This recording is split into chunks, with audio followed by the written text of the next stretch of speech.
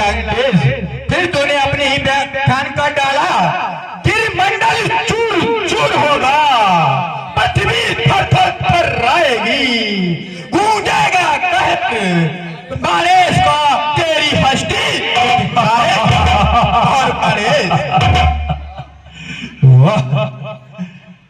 वाला सुर खामोश कर्म व्यर्थ की रात, बड़े सुर खामो बड़े सुर जगत सारा, मेरे आदेश सब है,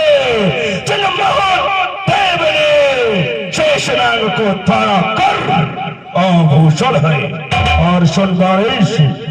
उनके समेत कैलाश शिखर,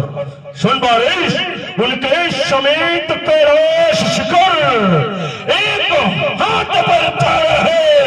फिर मन में ज्ञान गुमान करो जब सारा बल विस्तारा। अरे लंकेश, तू तो ऐसा बोल रहा है